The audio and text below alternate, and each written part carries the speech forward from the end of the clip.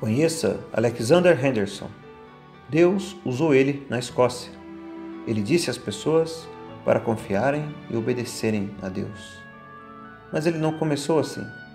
Os ministros devem ser bons homens. Os ministros devem respeitar a palavra de Deus. Mas Henderson não começou como um bom ministro. No início, ele era um ministro que não respeitava a Deus. Mesmo quando menino, Alexander era inteligente e trabalhava. Ele foi para a universidade quando tinha apenas 16 anos. Ele era tão inteligente que se tornou professor, antes de se tornar ministro. É bom trabalhar muito, mas a coisa mais importante é confiar no Senhor Jesus Cristo para a nossa salvação.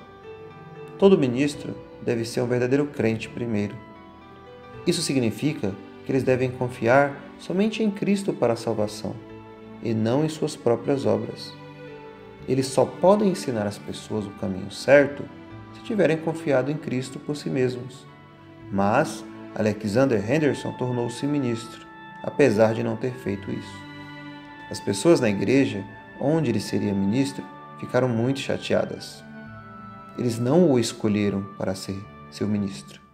Eles queriam um ministro piedoso para ensinar-lhes a verdade. Mas eles não tinham escolha. Primeiramente, Henderson veio à igreja para se tornar um ministro, mas, quando ele chegou lá, não pôde entrar. As portas da igreja estavam trancadas. Os membros da igreja o haviam deixado do lado de fora, e a única forma de entrar era através da janela. Ele e seus amigos tiveram que quebrar o vidro para entrar na igreja. Quando ele entrou na igreja, não havia ninguém lá, mas eles fizeram culto a si mesmo. Você acha que esse era o jeito certo para se tornar um ministro? Depois de alguns anos, Henderson se perguntou por que os membros de sua igreja queriam ouvir outros pastores pregando, mais do que ouvi-lo. Ele queria descobrir. O ministro que veio para pregar no mesmo local era um homem piedoso chamado Robert Bruce. Bruce foi provavelmente o maior pregador da Escócia naquela época. Henderson não queria ser visto. Então, ele encontrou um canto escuro no fundo da igreja. Ele esperava que ninguém soubesse que ele estava lá. Mas Deus sabia exatamente onde ele estava, é claro. Quando chegou a hora do sermão, Henderson sentou-se para ouvir. Mas Robert Bruce parou por um bom tempo, antes de anunciar o verso em que ele pregaria. Isso parecia incomum para Henderson. Ele ficou ainda mais surpreso quando ouviu as palavras do verso lido. Foi João, capítulo 10, versículo 1.